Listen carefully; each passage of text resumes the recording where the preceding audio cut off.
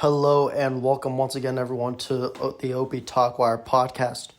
I am your host, Ian O'Brien, here on this gritty special. On today's episode, I sit down on Rifford.fm edition, by the way, kind of like Zoom, with Brian Palmer, my former kicking coach at Ursuline High School, as well as we talk about our own kicking days for the Ursuline Irish.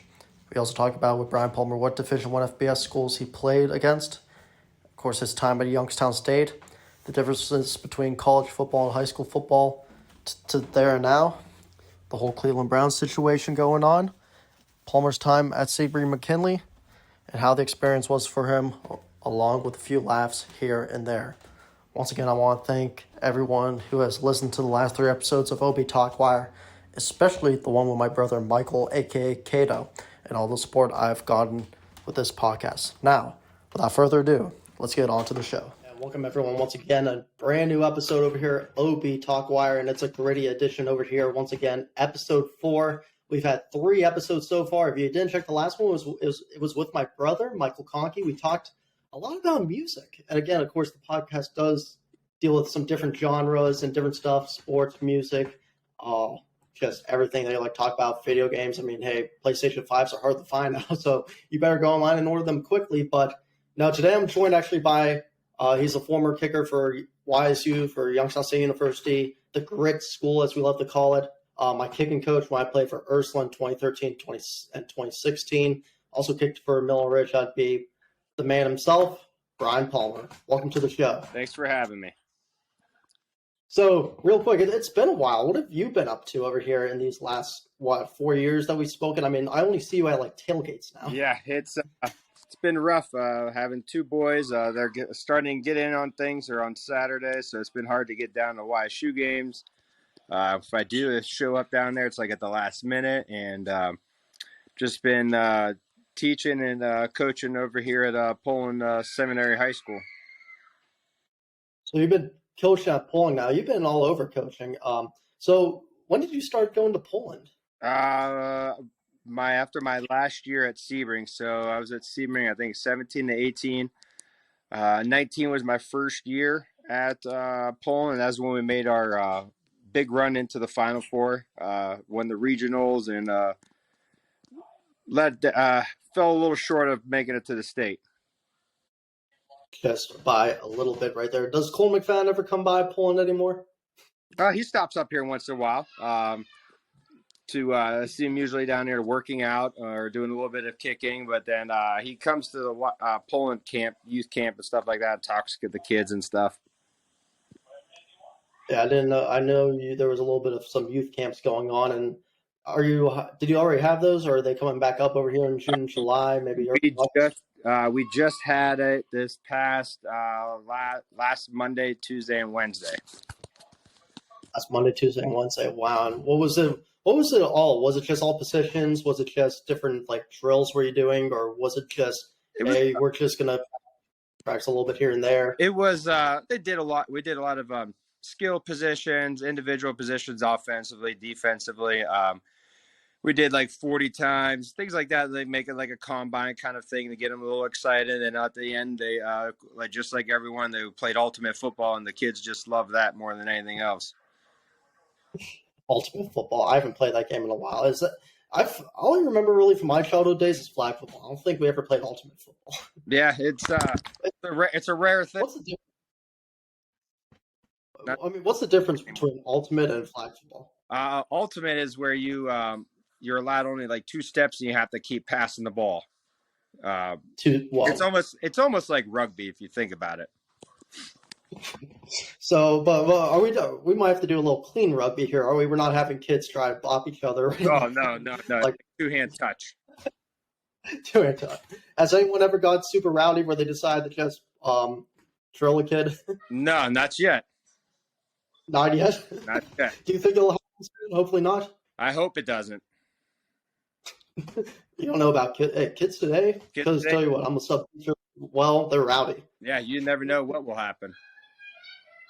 But real quick, let's go a little bit now back to the past, we should say. How long are we going to go?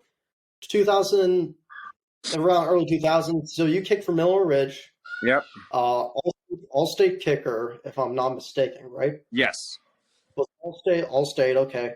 And you you go to and you get an offer from Youngstown State, and those are some really good years at Youngstown. Well, I should say not all good years, but you had some pretty decent careers at Youngstown State. Talk about real quick just the whole high school level, and then go into your collegiate level. It was a huge jump and a huge learning curve. It was lucky that I was blessed that when I got recruited, um, we had Mr. McFadden, or Paul McFadden, and Jeff Wilkins. We were two local kickers that helped take me under their wing a little bit, especially when I came up to the college level. I know Jeff had a hard time a little bit when he was in town, but I mean he was still playing with the at the time St. Louis Rams. So it was like a talk to once in a while about getting some help. But it's a big jump. You think when you go to the college level, everybody there is an all-star. It's not like, oh, I think I'm better than everybody. Everybody there was the top of their class at wherever they were at before. So that part was a big learning curve. And it was it was different transitioning from the block to the tee, which is also a big learning curve as well.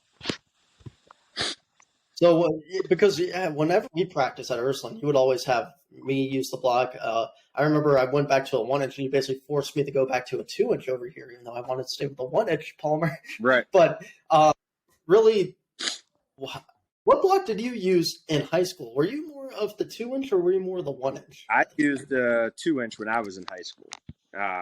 One guy, Okay. I remember Mr. McFadden said, "Why go down to 1 inch when you can use a 2 inch and cheat and still be legal?"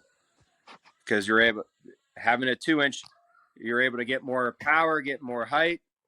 With a 1 inch, you're pushing that limit. How many times did you tell me that I needed to go back to a 2 inch and I refused? Quite a bit. It's okay to cheat legally. That's what the 2 inch was for. Because I just remember, and I don't know if you remember some of these stories, because you came. I remember because when I first got there, you had me use the 2 inch like 2013, and there was also your show to help. But once your show left and you left, it was kind of like I'm on my own a little bit here. Yeah. And then it's pretty much then I come back. I want to use the 1 inch. I play decent on the 1 inch, but not to my best. And then next time you're like, you're going to a 2 inch. No further questions. Right. You're going straight to a 2 inch. You're disagreeing now. Absolutely. All during that time. But that transition was so hard, even to go from like a 2 inch to just like a 1 inch. And now, honestly, maybe I don't know. Maybe it's because I lift a lot now. It's like I could maybe kick off the ground because I practice like a little more. But that whole time, it was just like it always threw me off. Yeah. Just trying to get through that. Did it throw you off a lot when you went to D1? It threw off a little bit going from the ground. As soon as my my last high school football game, I went to the Golf Dome out there in Girard before it collapsed and stuff, and I was constantly kicking off the ground. It was like I think I went like twice a week at night from I think like 6 to 7 to practice. Started kicking off the ground, started doing all the drills, started doing everything to get used to it because you had to. There's no other way. Who taught you really the just with all your plant foot and all that? Was that McFadden when you were kicking off the ground, or was it maybe I don't know if you had a kicking coach at the time in Mineral Ridge, or where was it? It was a little bit Mr. McFadden. I also had a kicking coach. His name was Derek Shoreeyes. He was from down in Columbiana area. He bounced around a little bit in the league, and he also had some tryouts and stuff. And he also helped me as well to transition to the ground as well. And he helped me while I was in high school. While you're in high school, and Yeah. talk about just, I mean, your high school career. I mean, I don't know what Mineral Ridge's record was right now. I see Mineral Ridge because I, kind of worked for a little bit. I've done a couple of their games. It's hasn't been pretty for the Rams so far. I'll just tell you that for your alum. But what was it like when you were there? We were a pretty solid team. Our freshman year, we were. It was my senior year, the junior year, and the sophomore class. All of us together we were all pretty tight knit group, and we were a pretty athletic group at that time. And we were a solid team. I think we were 7-3, 8-2, 6-4. I mean, we didn't have a losing record our entire 4 years. And I know we missed the playoffs our junior year or senior by 1/10 of a point. We could have. I think that I believe that was I forget, maybe our senior. We could have made a pretty big run that year because we were pretty solid. I feel like with the extension playoff now, if we go back in time and they implemented all that to back in what 03 or something, you guys probably would have made the playoffs. Oh, for sure. That was when because now it doesn't even matter. You could be a 0-10 team and still get in, depending on what happens with all your region. I mean, it's right. I've seen that happen. I don't know if you've seen that so far, but there was like this 0-10 team that made it in the playoffs. And I'm just like, what are they doing here? Yeah, it was. I believe that was up in it was up in Cleveland, Division I. I think they ended up playing Menor because I saw that too, and they got pounded. They lost.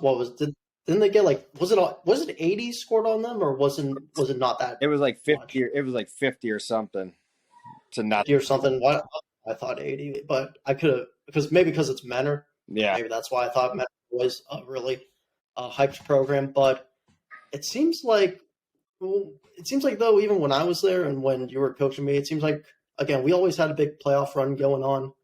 And it seemed like at the time we just always made it in, maybe because we were Ursuline, D5 or whatever. How difficult was it, I want to say, back then compared to now to make like the postseason? Has it changed at all? Yeah, it changed a lot because back then there was only the top 8 teams make it. So every game was, and it had to be a playoff game, especially for those teams that are in that division. But like with us, Ursuline, when we were there at Ursuline, it was that we always played higher divisions than us, like Division I, Division II, or Division III teams. So if you win 2 or 3 of those games, the points you get from them being another Division II or III team was significant than it is right now. Points. Well, I would imagine don't really matter. Yeah, because now, I mean, even before you saw Ursuline, once the change happened in 19, it seemed like they would start to play like more local teams. Like you had Fitch on the schedule. Yes. You had more of consistency with a lot more local. You saw the playoffs were more local with them. And besides years ago where it just be maybe East or Mooney, you wouldn't really get much out of Ursuline playing a team from the local area. Now they'll go around, play local teams, either win or lose against them. But it's always fun to see that, and definitely in your day it was hard to make the playoffs. But so Middle Ridge happens, you graduate. Now Youngstown State, I know, offered you, and you did, of course. I don't know. Did you get offered by YSU? Was it, or did you like walk on, or what was it? I got offered from YSU. There was some other after I committed. There was some recruiting company. I have no clue. They had me down as a junior my senior year then because then MAC schools started coming in and offering me and stuff like that. But I kept my word to YSU that I was committed to them. I had some preferred walk-ons at other schools. I was waiting to hear but didn't want to wait. So I just took the opportunity of getting the guaranteed scholarship, knowing you have it right there on your table, and got it and ran with it. Whoa, you said MAC schools. What MAC schools ended up offering you? Like Western Michigan, Eastern Michigan, who else? Like Buffalo, things like that. Schools like that came out. And they were all pretty much new at the time to like Division I FBS level football, I think, weren't they? Just joining. Yeah. I want to say maybe like 5 years into their program, just getting started out. Yeah. And then of course you go to YSU, and you guys had a pretty. I don't want to say stacked team, but it was a pretty talented team that either made it some made it maybe to a professional level, didn't make the cut, or some made it for a little bit. I mean, how many teammates did you have at YSU that made it to like a division, made it to like the NFL draft after your graduation or when you played with them? We didn't have any make it to the draft. We had some make it to the free agency. About maybe 5 or 6 made it to camp. Wow. And that was a pretty good class. Marcus Mason made it to the Washington Redskins. He was doing pretty good. Remember Kyle Smith? I think he went. Yeah, Kyle. I think Mason, sorry, but I think he went to the Chargers after 2, if I'm not mistaken, right? Didn't he go to the Chargers for a bit? He I think. I mean, he went to Baltimore Ravens, his hometown, then went to Washington. And then after that, he bounced around. I forget where. I forget where else he went. I'll have to check and see if he was with the Chargers. I thought he would be. I might have seen him on like practice squads too with the Steelers, but again, he was a talented backup YSU. Who else do you have? Did you say Kyle Smith? Was it? Kyle Smith. He went to some training camps for a little bit. Now he is the like assistant or GM or something with the Atlanta Falcons, I believe. Really? Yeah, I know he's in a big front office role. That's pretty cool. Especially Atlanta Falcons right now are trying to rebuild their whole football team. They trade away their whole franchise quarterback that they've had for years, Matt Ryan. Yeah. Probably they get who's it from Cincinnati? Rattler, right? They get him. Yep. Desmond Rattler. They get him, and now they're trying to rebuild that program. Marcus Mariota's there too. Do you remember anyone else? Tyler Booth, I know, had some. He had some training camp invites. Who else? I can't think of anybody else right now off the top of my head. You still had a pretty decent class that went far. Yeah. Especially playing in the D1 level right there. And again, I mean, I don't know how it would be now, but the Gateway / Missouri Valley was different back then because you only had how many conference teams did you have? Was it? We had 10, I think. Yeah, Western Illinois, Illinois State. I think it was pretty much everyone besides the Dakotas and I think Murray State, who's joining next season. Yeah, North Dakota State joined in my junior year or senior year down there. The North and South Dakota joined. The North Dakota State and South Dakota State joined, I think, my junior year or senior year. Wow. So it was yeah. a stacked conference. It's basically like the SEC of the 1AA. And of course, there's been kind of rumors about YSU maybe trying to go somewhere else into a conference because I used to work with their film stuff in the office, and there was rumors going around that they might switch to the conference where Richmond is, just because it's closer, cheaper. They don't have to fly out all the way to kind of like a little more of the west or middle coast, kind of like around that part. Yeah, the Dakotas, right? It's the traveling for the Missouri Valley games it was tough. It was you had to fly into a lot of different major cities, then you had to drive. Certain ways. I remember we had to go to West. I remember we had to go to Western Illinois. We flew into Chicago, and then we had to bus maybe like 2.5, 3 hours to Peoria, Illinois. Then then the day of the game, we had to bus another 2.5 hours. So the bus, the traveling is bad. It's painful. I didn't mind the plane much, honestly, but we traveled to Michigan State, East Lansing, when I was on the film staff like this past year, and that bus ride was just. I mean, look, and people are like, "Oh, it's not a bad bus ride." The players were like that. I'm like, I'm not a fan of long bus rides. I'm not a fan of 30-minute car rides either right now, especially with how gas is at this point. Right. Just let me take a plane up or something like that. I mean, it was just so. Real quick, what during your time there? What I want to say? Did you play? You played at the Fargo Dome, right? No, when North Dakota State joined, they came to our place. But we went to. Then the next year, when you graduated, they played. We went to South Dakota State when they joined, and that was it was a unique experience because it looked like a high school, but now they have dumped a lot of money into that program, and that stadium is amazing now. It is beautiful. I don't know if you played there, but when I was recently there, I don't know if you ever just saw the whole thing around. So if you're like on top of the stadium, or I know you can't see that, but like even if you might be like looking to where the fence is, like on the left, you just see tons of land. Like I don't think there's even like a campus building and stuff just saw like pure land. Yep. That I'm thinking to myself, they have all this pure land. I wonder if they just build like their own practice field or just anything else there for the colleges. I wouldn't. So you're not walking Yeah, miles. I'm surprised if they do that. Because I'm surprised that they haven't done that yet. Like, because I was thinking to myself, you could build like a couple good houses right there.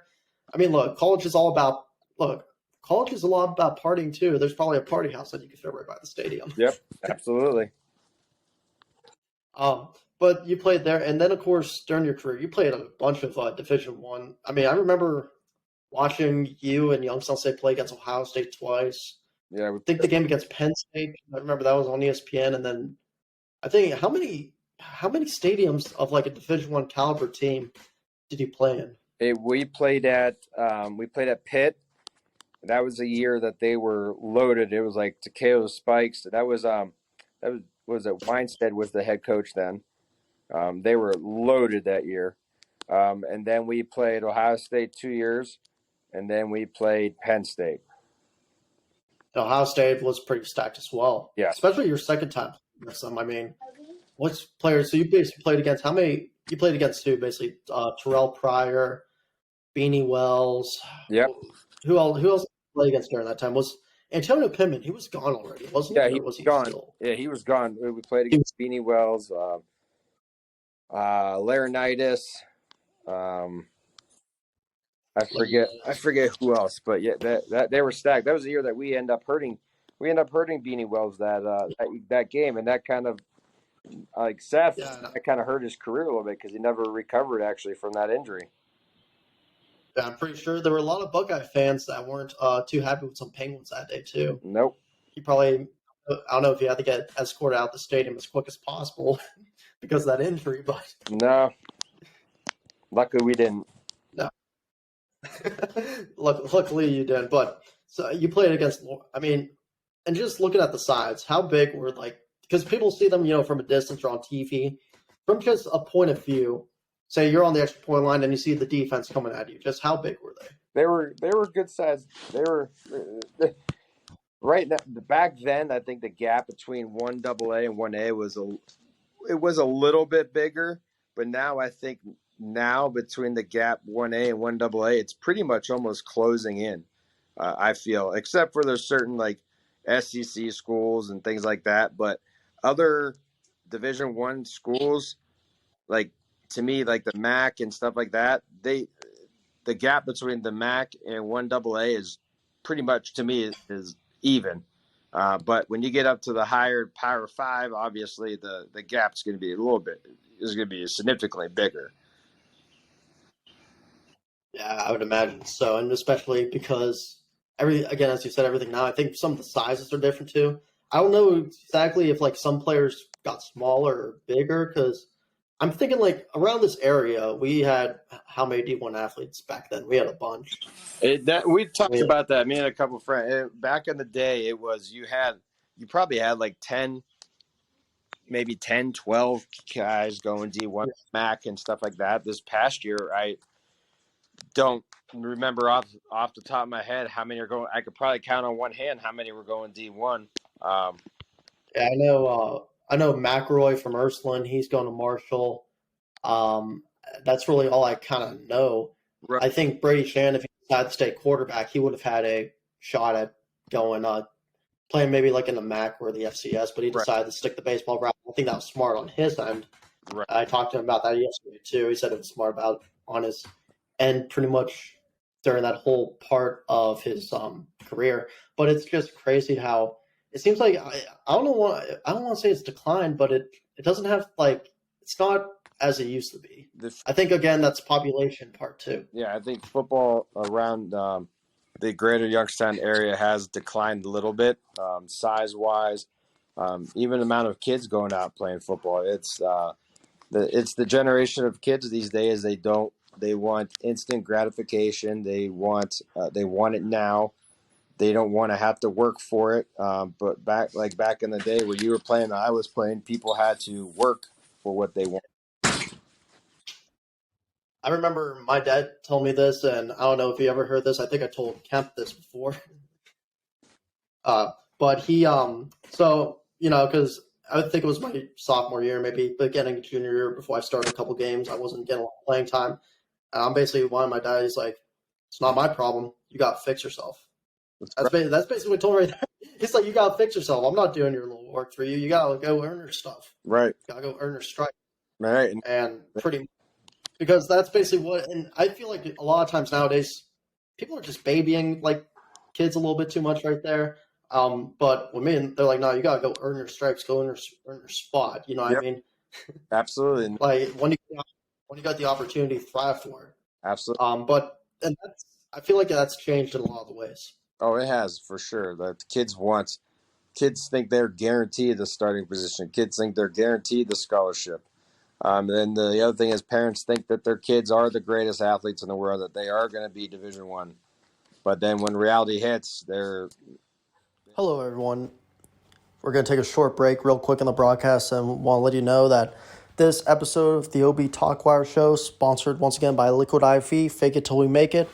As you've seen Gatorade on the video, where you are technically quote-unquote sponsored by them, once again, fake it till you make it, because who knows, they could become a big part of sponsorship here in the near future. I hope you all are also liking the interview with Brian Palmer so far. We're going to get more into that, more into his next part as well in his life and career that he's been working at so far with Poland High School and his whole coaching career, for a matter of fact. I also want to let you know that next week, at the end of this episode, I'm going to announce the special guest on, which will be Wednesday and then Thursday as well. We'll have back-to-back. They will probably be uploaded by next week. I don't know if I can get them in time for this week, but we'll have to see what happens. Once again, also, I want to thank Riverside.fm for letting me use their platform. Riverside.fm, you can use them about $19 a month, $24 a month. You get no watermarks. If you buy it, you could reduce the background noise to nearly zero. So in case your baby's crying, wants food, and you don't want to listen because you're trying to work the podcast right now, then just press that button. Or if there's a game going on in the background, you can just press the button. Boom, the noise is all gone. Anyways, let's get back to the show. They don't know what to say. Reality hit me when I played football, that's for sure, because I liked YSU. I wanted to maybe try and walk on, and then I decided not to. And it was honestly the smart route for me. And years later, my mom especially tells me, you made the smart choice not playing college ball. Because I don't think, even like high school kids, I don't think they know they just watch them, on Saturday mornings. Right. Being like with this past 2 years, I just see what they go through. And it's, maybe you had to do this too when you're at YSU. You wake up 5 a.m. or something like that. Yep. You go to lifting, you eat breakfast, you have meetings, and then depending on you have classes. I know it's kind of changed now. Real quick, when Haycock was there, because Doug does it different. Did you guys practice in the morning or the afternoon? We practice in the afternoon from 3 to 5:30, 6 o'clock. But we have film study in the morning before class for your position. Okay. And I imagine, did you have lifting in the morning as well? Yeah, you had to find time. They look at your schedule and they tell you when you were coming in lifting because of based off your school schedule.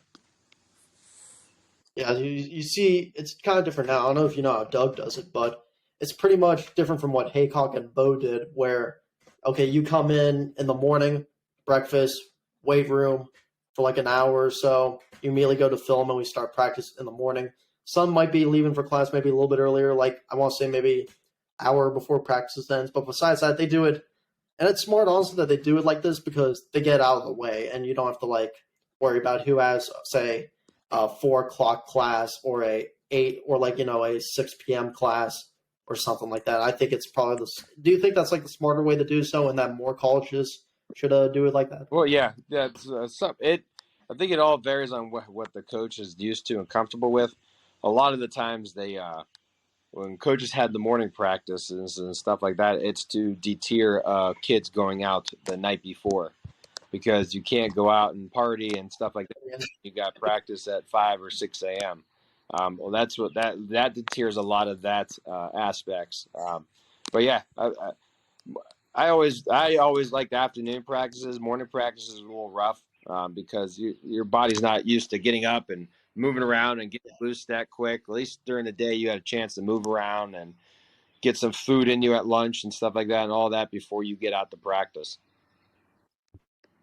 So, was Brian Palmer a partier? Because you seems to be talking a little bit about parties a lot on this show.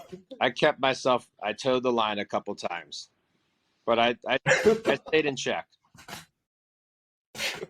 Stayed in check. So we're gonna say you didn't get into any other stuff, maybe Right. during your partying days. I was made sure I was always at practice on time. I mean, hey, partying was back then too, because you didn't have phones, you didn't take any selfies with any friends on your Snapchat or whatever. You know what I mean? Right. You had, I think, what did you have? The iPhone 1 at the time or something like that? Yeah, I didn't even have that. I had a flip phone. Flip phone. Yeah, like the Motorola flip phone, the Razor back in the day. You were basically, if you were taking pictures, say, with someone that same night, you were basically LeBron James in that one WWE picture where he has his flip phone out from like 2003. He's taking it like this with a smiling grin on his face. Like, yep. Oh my. That's hilarious. It is. And so after college, you move to you tried out, I know, for some professional teams. You went to the Thunder for a little bit. Yeah. I know that kind of didn't come out because the Thunder immediately shut their doors in Arena 2 kind of right after, I think. And didn't you? I think you told me this one time. You had a couple NFL teams that you tried out with too. Now I can't.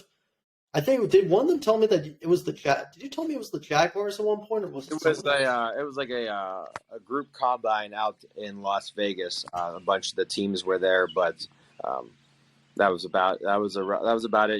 We tried out in front of maybe like 5 or 6 teams were there. But then I did a little bit of arena. I made the Cleveland, the Gladiators up in Cleveland, but the drive wasn't worth, because they had practice. You weren't getting paid like some of them are now. It wasn't worth driving back and forth every day to go play. But yeah, it would have been nice if the Thunder would have stuck around and became Arena 1. But the bad thing is they were competing with the springtime. Yeah, and springtime's always the worst time when you're trying to compete. Right. And that's football level, because you got baseball, you got all these other sports here that people are to attend. And once attendance declines, that's pretty much it. Absolutely. And I think you've kind of seen that new USFL League 2 TV ratings are there, but no one's going to Birmingham every single week. You know what I mean? To go watch a USFL team. So that's why I think maybe at the Canton. They're possibly, but I think they have the championship in Canton. Playoffs. Yeah. And the championship. Yeah, they have those both in Canton. So when you were trying out though with the kicking, were any the big head coaches there with like those teams? No, it was more like the scouts. They always send their scouts. The head coaches usually won't be out there too much, especially for kickers. They'll be there for the draftees and stuff that they may want to sign, but not too much for like that. They send their scouts more than anything else. So were you? I don't know if you attended like any of the draft days, or were you like from home waiting for a call? No. If I knew anything was going to happen, it would have been a free agency. Free agency, yeah. They would call you, because there's been some kickers that have gone drafted in the past, but it seems like always the free agents are the better ones that have been drafted. Yes, yeah. They just pan out better, because besides Janikowski, who else was there? Nugent, really talented out of Ohio State. Yep. I know you didn't play against him, I know, but you watched him during that time. And then Aguayo a couple of years back, and 2 of those. What do you think it was for the kickers, where just, you're drafted early on, you have all the success, you have the confidence, and then you go to the NFL and it just takes a nosedive, like a 180 degrees nosedive. It's like you hit your head on concrete pool. Yeah. And that's it. There's one of those that's I don't know how to speak for what happened. They maybe lost lack of concentration. I know Nugent had a good career until he hurt his quad.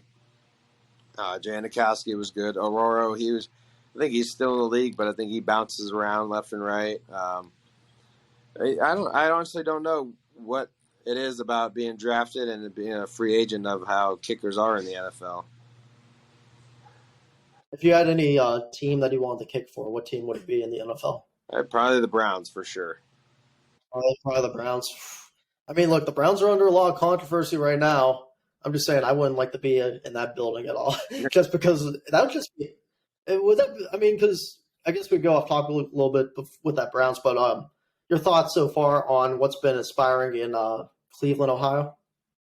I mean, it's I don't condone like his behavior or anything that he had, but I just look at it's hard to talk about that topic and that subject. But when he went to court, he was found not guilty. But I mean, I'm sure there might have been other stuff. But it's one of those. To me, he went to court. He was not guilty. But do I condone what possibly could have happened? Absolutely not. But I mean, I'm looking at the whole. I'm looking at the player personnel, the Browns. Did they do a good job by getting him? Probably, because he may get suspended for a year and maybe 8 games, and then after that, it's if he wins, everybody will forget about it, just like everything else. And then the problem is that they still want to keep their other guy. Of course, that is Baker Mayfield, who's been their quarterback since 18. And it's honestly, I mean, we look at compared to the other Browns quarterbacks, he's been one of the more successful ones. I mean, playoff game. I know maybe he was more of a game manager, but still led them to the second round. Nearly beat the Chiefs, who were, of course, really talented that year.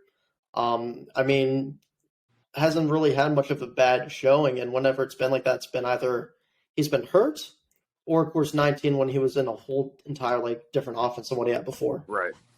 It's he did do a good job on the times he was there, but also at the times he was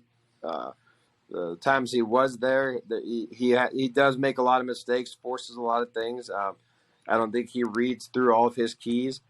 I think to me, it feels like they dumbed down the offense a little bit for him because he doesn't make it through all of his progressions.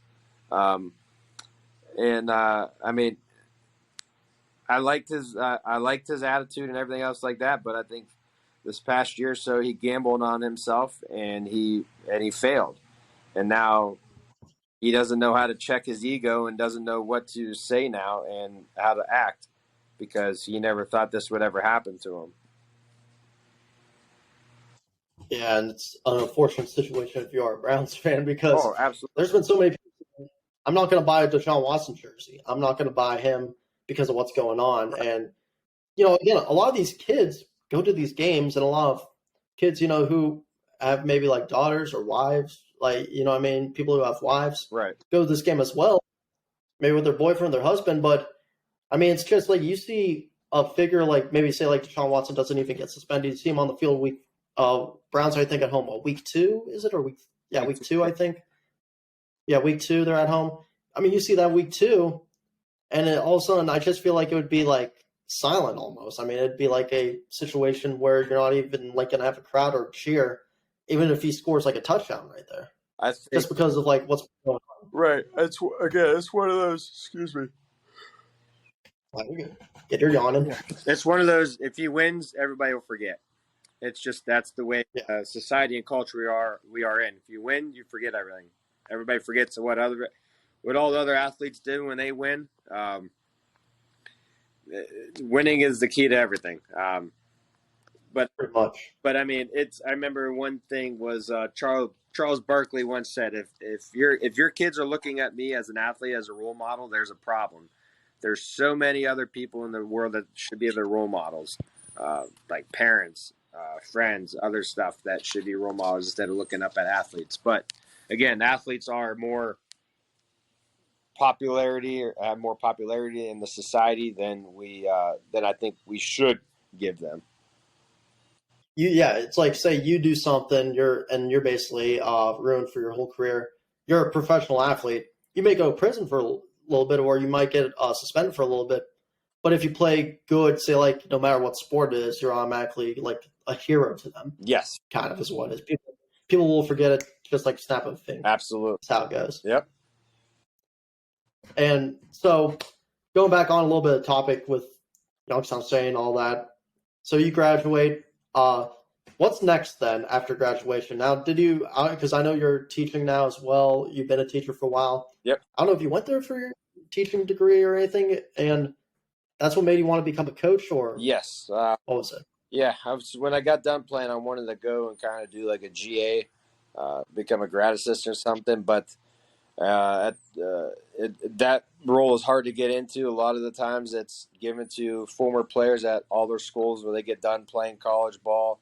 That coach brings them on in to be a GA. And it was tough at the 1AA level because they changed the rules that they were allowed like 10 paying coaches. So like a GA wasn't technically a part of that. So you got to do a lot of the brunt work and stuff like that. But then I saw all that work and everything I had to do.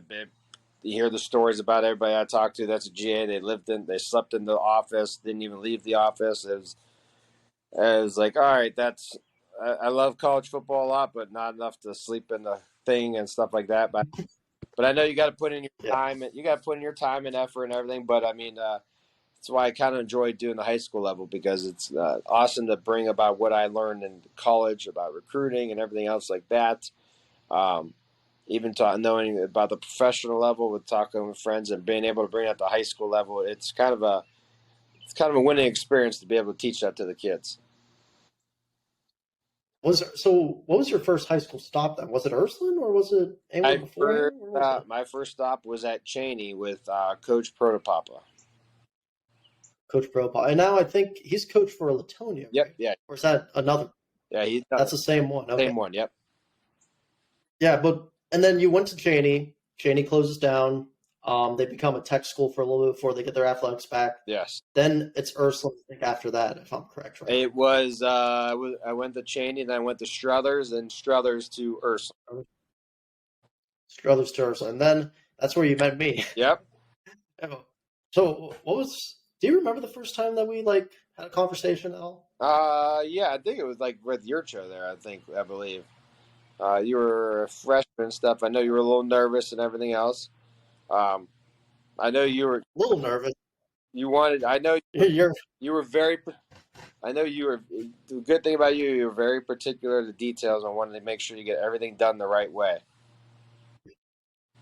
And that's how I think about myself. I may have been kind of average, but my IQ to knowing what to do and where to place everything's good. I feel like you definitely taught me that. Yurjo taught me that, but it seemed like I think it was after that freshman season, because we went for two a lot. I mean, I made one. I think at Morley Catholic, didn't kick again. I think it was till St. Vincent St. Mary, the last game of the season. I mean, we were because it was weird because a lot of guys, I don't know if you remember this, kind of wanted to take my spot too. Yeah. Yeah, I remember everybody. I think I can do it. Let me try. Yeah. Other stuff. Yeah. Yeah, they didn't know the pressure that came with it, and then they're like, "No, I'm good with this one." But I remember, God, it was. I don't know if you remember this one where Austin White, I think it was, tries to take my spot. I'm like, "You're gonna lose this battle." Yep. I'm literally looking at him like my arch rival at this point. And when I was just a freshman. Yep. On the field saying, "You're gonna lose this battle over here. This is my job over here. Absolutely. I'm gonna try to get." And I mean, and then and then that happens. We finish off the season. What happened? What happens then after? Did it leave of absence a little bit? You left for a little bit. I think I remember. Yeah, 2 years, right? Yeah, I left and went down to Sebring, and then that's when I went up to Ursuline. No, I went. No, I went to Latonia for a year, and then I came back to Ursuline. So, and then that's when we, and I remember seeing you again. I think it was the new weight room. I'm like, "What are you doing there?" He's like, "I want to come back." Yeah. It's good to have you back. Yep, I came back. Definitely good to have you back. I think I came back for another 2 or 3 years, and then I went down to Sebring. I thought it was only for that one season. Maybe because it wasn't. Yeah, maybe it was 16. I think 16 where 17. I think he went to McKinley, Sebring after. Yes. What was it? You went back to Ursuline because it was just more familiar, or was it because it was my senior year? You wanted to see what was going on? It was familiar, and I knew all the guys and stuff like that, so it made the transition coming back from Latonia a little bit easier to coach. It's nice to be able to go somewhere where you know the kids, you know what they're like, and so it made the transition back a whole lot easier. And then, you came on board. I don't know if you remember this. I had like 3 special teams coaches, kind of. There was you, and I helped me, and then I think, rest in peace, it was Coach Rasa, Yeah. The former Campbell Police chief, too, who Yep. helped me out. And then all of a sudden, we go through the season, I remember, and it's just kind of like we start out okay, 2-0, we're all doing fine. You move me to the 2-inch, I go perfect that game. But then after a lot of stuff's been happening, I don't know if you remember behind the scenes with like all the coaching staff too. Yeah. You were, of course, part of it too, and I know Kemp had a lot more work to go on that end because he's the head coach. He's got to figure out what do I do now in this situation, because a lot of these guys there's something going on over here. And it just felt like, because the last 2 seasons we were so good, and then we started out once again doing so good, and it felt like afterwards, did you feel like a shift changed, kind of like after, like, I want to say the Hoban game or something? Yeah, we had a lot of ups and downs that year. We weren't very consistent enough. I think if I remember correct, I think it was like a little bit of lack of leadership there is what's really hurt us on having a solid year that year. I mean, Jeff and Spencer were our biggest leaders. Yeah. And you still, I'm gonna, if I ever talk to them again and they come on the show, then we'll probably talk about that. But we were, I don't know what it was. I made mistakes. Everyone made mistakes. I took fault for a lot of my mistakes too. Right. But it just, when I was there, it felt like there's one group that hangs out with each other, and then another group that like solidarity. Yeah, solidarity. I'm kind of right in the middle because I'm cool with everyone. Right. Is how I see it. But on this group, because that's kind of like the group I went to grade school with and all that still. And we just also kind of like, I want to say, had a younger team, I would say, but we were like in almost every single game, and then we just fourth quarters, and we just collapsed after that. And then, of course, after the season, I graduate, and it is honestly one of my worst seasons too, because the last couple seasons when I kicked part time and I played in a couple games, I did fine, like enough, like, I didn't miss a lot of kicks, but something happened. I don't know what happened senior season. It was just weird. Yeah, it was a weird year that year. Yeah, it was a very weird year. But one thing I do remember about my time at Ursuline, I don't know about you when you played high school football, but I hated high school lifting. Yeah, with a passion. It did. The lifting sucks. That's the yeah. That's the hardest part about high school football and college football and stuff like that. It's the off season of lifting, doing all the little things behind the scenes. That's what makes you. That's what makes you the athlete and makes you put in that time and effort to make you better. Do you ever remember our lifting circuits? Oh yeah, the 10. Do you remember all the detail? Yep, 10 rounds, a minute over each round. Your partner had to help you out if you were getting ready to fail. Getting ready to fail. Try getting ready to faint. Yeah, true. 10 rounds. It was more adrenaline, yeah, but I was never a big fan of the circuits. The circuits to me were like, and especially since you're all retired, you're out of breath, you have no water to like catch your breath too. Or even your breath is so short, and especially if you have like an asthma problem, it's like you don't know where to go then, and you go to one place that's wrong, you start all over. So you could be in the fourth quarter that they call it. You go all the way back to the first quarter. Yeah. Oh, did you guys do anything like that in Mineral Ridge? We did a little bit of like that. That was on certain days we did it, but we did more other like session liftings. You tried to skip out as many lifts as possible, did you? Not too much. I actually liked lifting then. Really? Yeah. Usually there's so many stories I hear from high school players where they hated lifting. Yeah. They'll go in the corner, pretend to do curls, pretend to do maybe leg presses or something. Yeah, all that stuff. But of course, then it's like once you get to the collegiate level like you, where you have to, there's no if and when, no, you're going to this and you're going to lift. Yep. It's pretty much how it is. They'll bulk you up as much as possible. I mean, I don't know if you see some of the players now wise you, compared to like maybe when you were there, especially the kickers wise. Because people think of these kickers as like, skinny guys, not a lot of muscle. Maybe they just have a strong leg. That's about it. I don't know if you've seen the kickers at these colleges now, especially like YSU. Some are pretty jacked. Yeah, Cole McFadden's one of them. I think. Yeah, he's I pretty solid dude. yeah, 225 bench press for like 15. I mean, I was only able to get like 4 or 5, so that's impressive. Patty Lynch, who's there now, he might become on the show later. By the way, that's going to be cool. Maybe in another day, but he's pretty jacked too, and I don't know if you know about that. He's a Australian punter. Really? From Australia. Yeah, so when I got to talk to him again about, but he played Australian football, which is basically rugby in a way. Oh, that's pretty cool. And they brought him over in the spring, the punt, and he does like rugby style punts. He's pretty good at it. Because the only person, honestly, who I've seen do a rugby style punt before was Reardon, Matthew Reardon. Yeah. My first year when I was on nurse, and that was about it.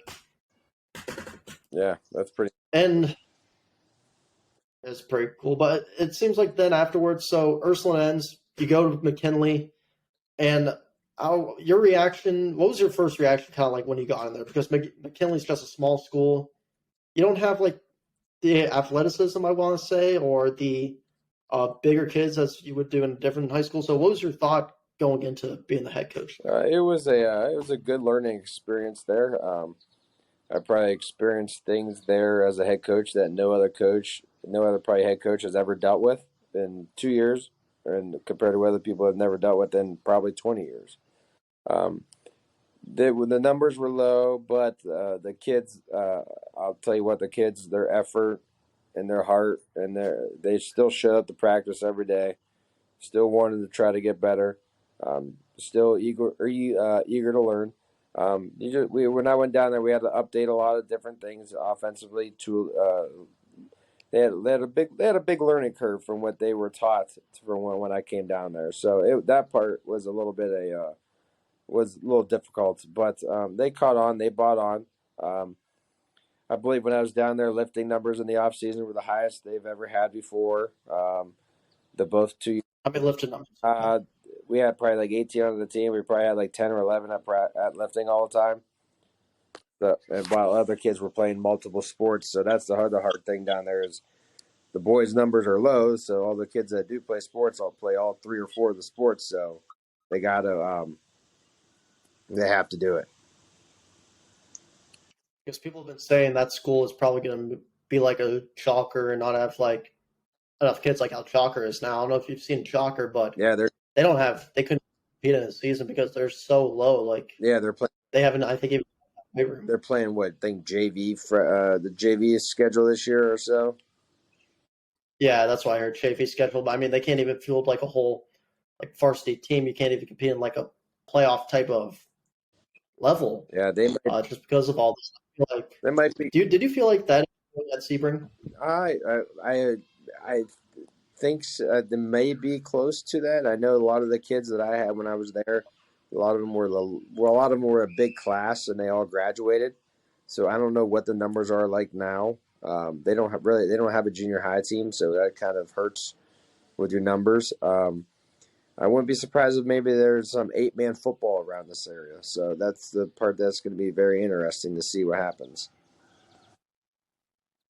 And I think Chalker did an 8-man football one game. I don't even know like the whole difference with 8-man football. Would it be like, I guess you could do like 7-on-7, but you add one more guy? Yeah, it's I believe you have your center and your 2 guards, and you have like a tight end, a running back, and a fullback. And so you're missing your tackles basically. So basically, it's kind of like a game of flag football, but Yeah. just you tackle them. No Mississippi, as they call it. You're basically playing regular football, but like no one's blocking for you. It's kind of like if you had a team with a average O line, Right. and they just go over you. That I don't know how someone could do that. That would just be tough, especially if you're scheduling with a decent team. I seen your schedule. I remember at Sebring, you had some. Who did you play at that year? You had McDonald, I remember. McDonald's, How many other teams? Jackson Milton, Waterloo, the Western Reserve when they were really good. So it was actually a tough schedule. Especially for low numbers too. And you would think that you got low numbers. You have to somehow translate that against guys who might have, you have 15 players on a team. Guys probably have like around 40 players on a team. and you can sub more people in case that they need it. While someone gets hurt, 4 guys get hurt. That's basically it, kind of. And you have to play with what you got. And if someone's like maybe could play but isn't fully healthy, you still got to put them in. Right. Like you have really no Right. other option. Absolutely. And is that, yeah, that's just crazy. I mean, I don't know if I would be able to do with that. You made a really, I want to say it was gutsy kind of. Was it gutsy going to Sebring? What do you say? Yeah, it was. With all that? Yeah, I've always wanted to be a head coach, and I needed the experience, and so I got my experience, and now I What do you rate it on? try to take whatever I learned and what I would do different with me to everywhere I go now. Of course, and then Sebring ends. You go to Poland. That's where you are now, and you're having, I know, a pretty good career there. Where are you coaching at Poland? Are you like helping out with the kickers? I know you were wide receiver coach for a little bit too. I was the varsity wide receiver coach there last year, past 2 years. This past 2 years, I've been doing the junior high with my boys, getting involved with more athletics and stuff like that. I just wanted to be there for them on the weekends. You know how rather than having to go watch film, leave, go watch them play, then come back to films, I wanted to go there and be there with them and watch them do all their stuff and stay there after with them. So, but I'm still there on Friday nights to help out and stuff. So I'm still there, just not like on the weekend. Films and all that other stuff. So are the boys going to be the next Brian Palmer kicking wise? I hope so. You got their blocks ready and all that? You got their little kickoff tees ready? Oh yeah. Question is, did you get them their cleat sizes yet? Not yet. And I make sure it's a little tight, snug fit for them. Nice little tucks fit. But again, you were a wide receiver coach too, which was crazy. I never knew. Did you ever play wide out in like high school? Because I know YSU has Clay. He played high school at Springfield, and he was a wide receiver and kicker. I don't know if you were like the same thing. Yeah, when I was in high school, I played wide receiver and defensive back, so I had a little familiarity and stuff. Well, you never told me that. Yep.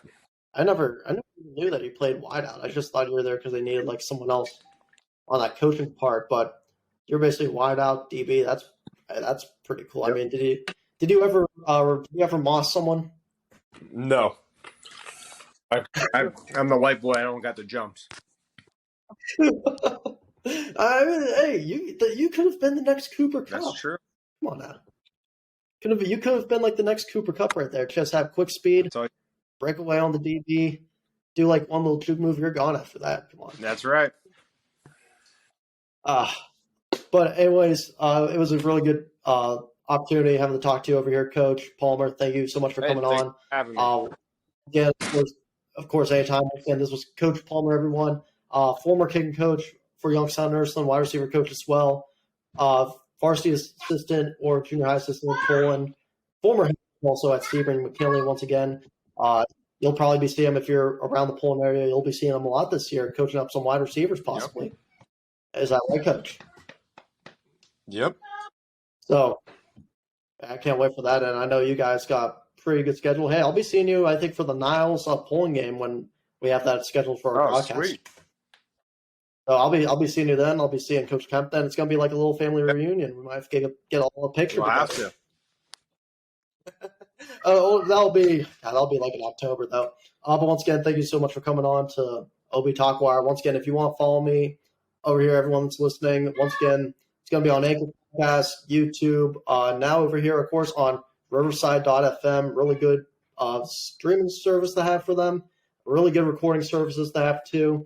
And you can also find it on Spotify. Once again, Coach Palmer, thank you so much for coming on the broadcast. I appreciate you for coming on, talking about your time over here in college, of course, the professionals, and, of course, your life. All right. Thanks for having me, man. Anytime, Coach. Hey, you have a good one. See ya. Once again, I want to thank former Youngstown State place kicker, Division I specialist, Brian Palmer, my former kicking coach, for joining me on this episode. The next episode, I will be, will be on Wednesday with the podcast, broadcasting it from a different place. You'll just find out where it's going to be once it uploads. But on Wednesday, 11 a.m., I'm going to be interviewing Ivan, a.k.a. Big Hot, another one of these music stars here out here trying to make a name for himself, and he is getting really popular over time. Already has a lot of singles on Spotify, has a few albums here and there too. Already did an interview actually with one of my friends and Luke Papala on his show, which you should also check out, by the way. But it's going to be a great interview tomorrow. Once again, thank you to Brian Palmer for joining me on this episode, and Ivan, going to be nice interviewing with him tomorrow as well. We're going to be talking a lot about the music industry, what he likes, what he doesn't like, his concerts he's went to, what he's learned from going to the concerts, why music is such an important aspect in life, and how do we change music maybe to be back to where it was. Maybe if there's some music that's not going right, how can we change it? How can we make it better? All that and more is going to be on the next upload when we have Ivan on, aka Big Hot. But once again, thank you to Coach Palmer for joining me on this episode. And once again, I want to thank all the support for the fans, the family watching. Everyone's been watching over here, once again, in the local area, maybe even outside in the national type of area too. Thank you all for the support so much, and I will see you all for the Ivan interview. Everyone, have a great day.